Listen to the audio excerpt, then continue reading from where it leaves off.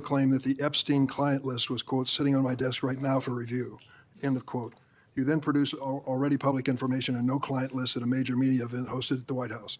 Attorney General Bondi, why did you publicly claim to have the Epstein client list waiting for your review and then produce nothing relevant?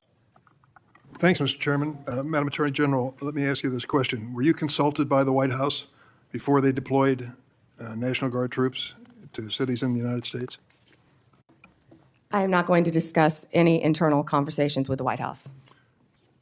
You won't even say whether you talked to the White House about this? I am not going to discuss any internal conversations with the White House with you, Ranking Member. I noticed that.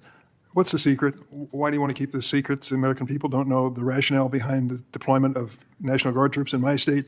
The word is, and I think it's been confirmed by the White House, they are going to transfer Texas National Guard units to the state of Illinois.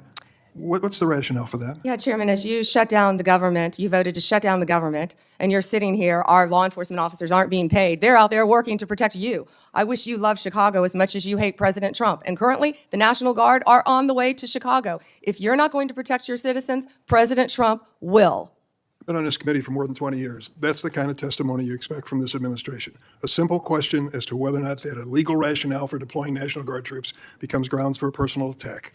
I think it's a legitimate question. It's my responsibility. She refuses to answer as to whether she had any conversation with the White House about deploying national troops to my state.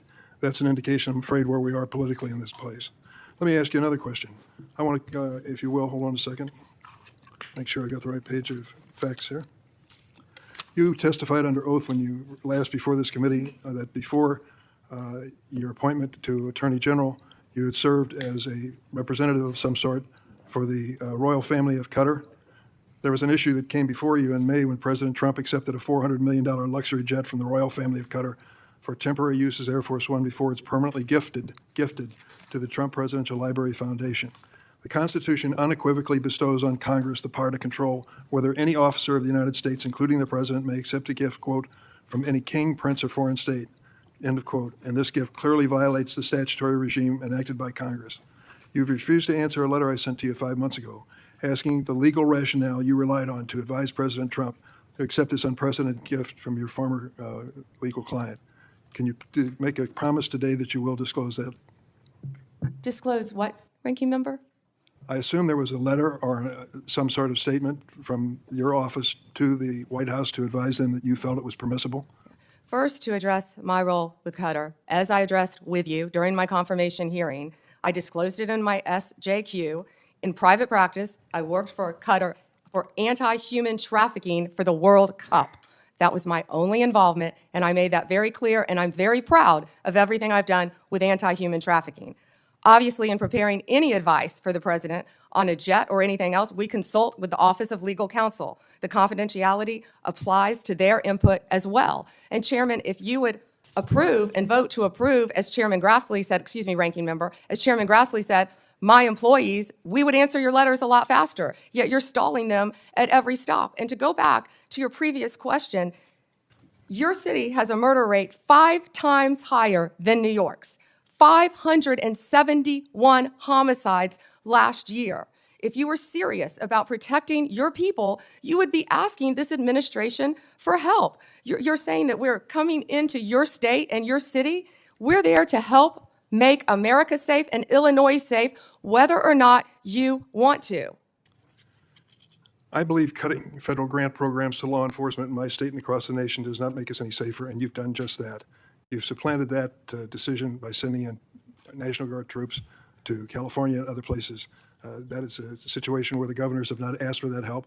If you truly wanted to do this on a bipartisan basis, you wouldn't defy a governor, you would work with them. I'm prepared to do that. I'm prepared to work with this administration.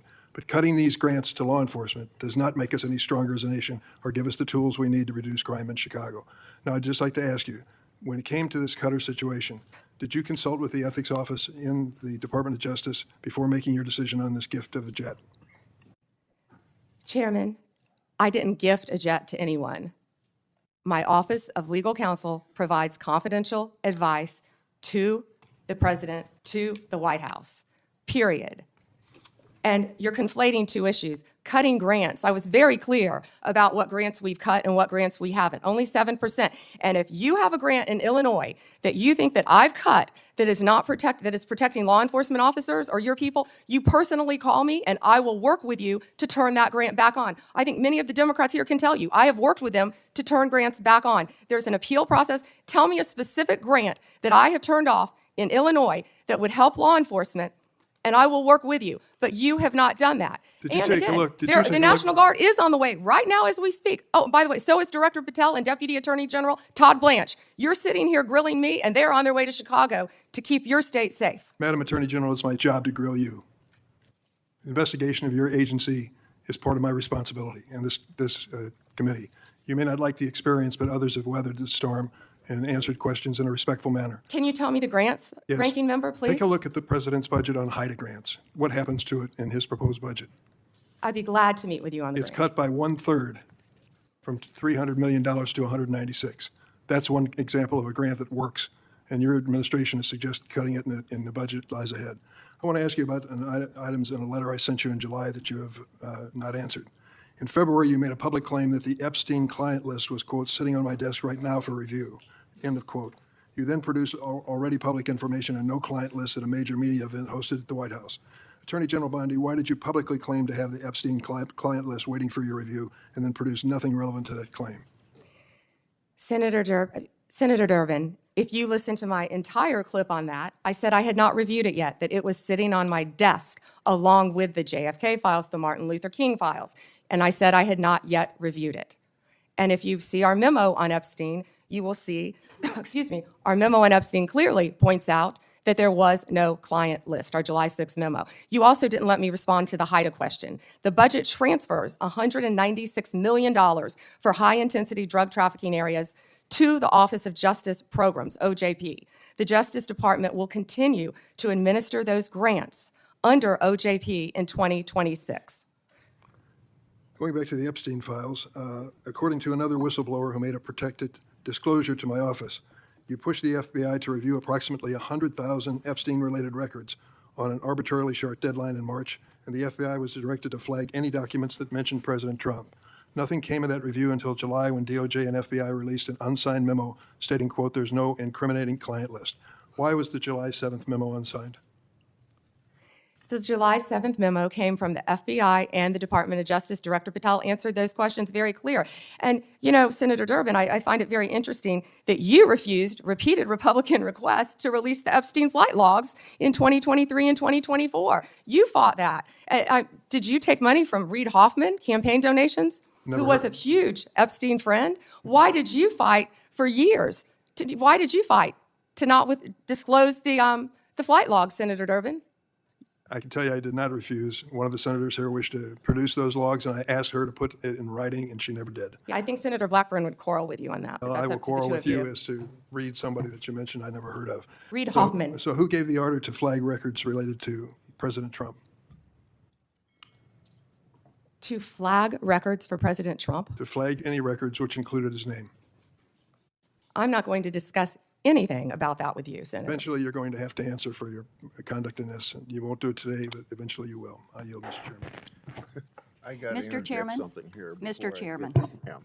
Mr. Chairman, since Senator Durbin referred to me, I would really appreciate the opportunity to correct the record. Proceed. Because Senator Durbin knows I repeatedly asked for those flight logs. I brought up the subpoena. You even shut down the committee because you didn't want that, and you know I submitted that in writing, and you continue to misrepresent that, and I am not going to let that record stand. Okay, Mr. Chairman, go ahead, Senator Durbin. I just want to make it clear that the reason the committee business ended was that your side invoked the 2-hour rule. Point number 2 is I asked you if you wanted any documents like flight logs to put it in writing. You never did. Yes, sir, I did, and your staff knows that I did. No, We'll submit, once again, Send me a copy the of that, information to you. We've done that several times, but we'll be happy to, once again, send it to disagree. you. I think your staff doesn't show that to you.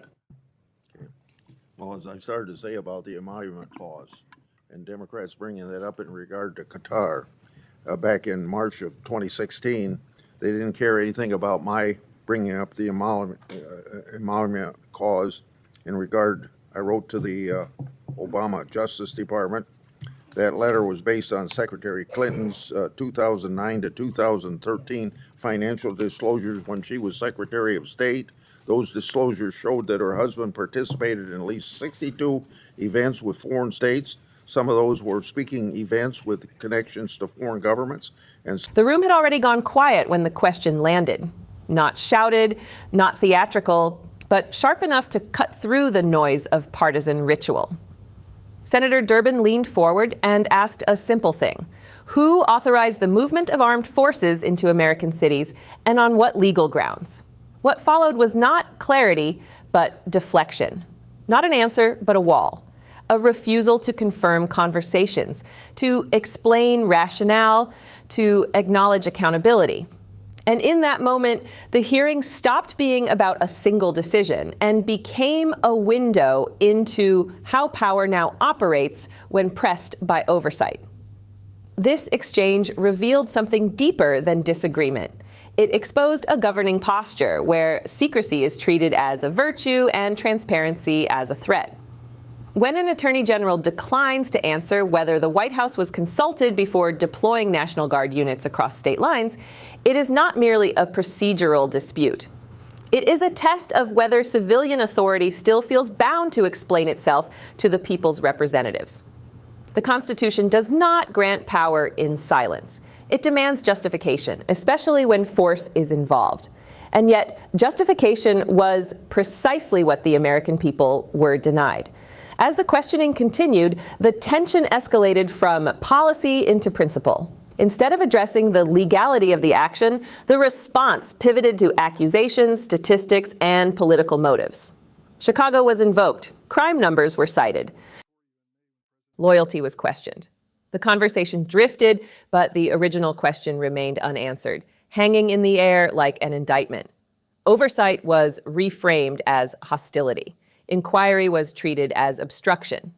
And in that shift, the balance between branches of government tilted visibly before the cameras. But the hearing did not stop there. It widened. The focus turned to foreign influence, constitutional limits, and the acceptance of unprecedented gifts by the highest office in the land. Senator Durbin invoked the Emoluments Clause, not as a talking point, but as a foundational safeguard against foreign leverage. When asked to explain the legal reasoning behind accepting a luxury aircraft from a foreign royal family, the answer again was confidentiality. Internal advice, privileged conversations. No disclosure, no timeline. No commitment to transparency. This is the pattern that emerged across the testimony.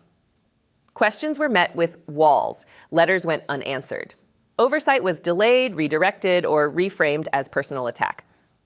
And when accountability pressed closer, the hearing descended into accusation and counter-accusation, not resolution.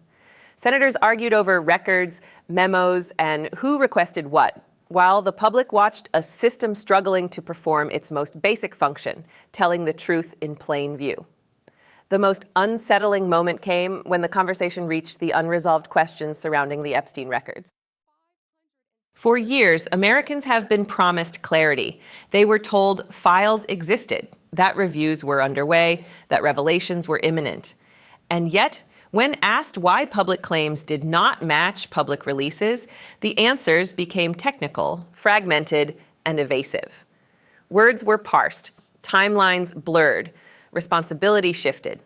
An unsigned memo appeared, offering closure without authorship, finality without fingerprints. In a democracy, unsigned conclusions carry little weight. Accountability requires names, signatures, and sworn responsibility. When decisions that shape public trust are explained only through anonymous documents and confidential consultations, trust erodes. Not because of what is proven, but because of what is withheld.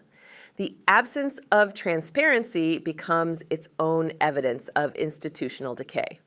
This hearing revealed a justice system under strain, not from lawlessness in the streets, but from erosion at the top. A system where oversight is treated as nuisance, where questions are answered with counterattacks, and where the language of national safety is used to shield decisions from scrutiny. It showed lawmakers struggling not just with each other, but with a broader reality. That power increasingly moves faster than accountability can follow. And yet, this moment matters precisely because it was public. Because the questions were asked on the record. Because refusals were documented. History is not written only by answers, but by silences. By the moments when officials chose not to explain themselves. Those silences accumulate. They form patterns. And eventually, they demand reckoning. This is not about party. It is about precedent. About whether future leaders will feel obligated to answer to the people's representatives or emboldened to bypass them. About whether constitutional limits remain living restraints or ceremonial relics cited only when convenient. The hearing closed without resolution, but it left behind something more important. A clear record of who asked, who refused, and who shifted the subject when the pressure rose. Democracy does not collapse in a single dramatic moment. It erodes through habits of secrecy, deflection, and normalized non-answers. What we witnessed here was one of those moments. Quiet, procedural, and profoundly consequential. The question now is not what was said, but what comes next. Whether oversight continues, whether records are produced, whether answers eventually arrive, or whether this too becomes another unanswered chapter filed away under confidentiality. The American system depends on sunlight, not silence, on accountability, not authority alone. And when those principles are tested, it is the duty of citizens to pay attention. If you believe transparency still matters, if you believe power must answer to the people, stay engaged, support independent oversight. And subscribe to Liberty Report USA, because the record only matters if someone is watching.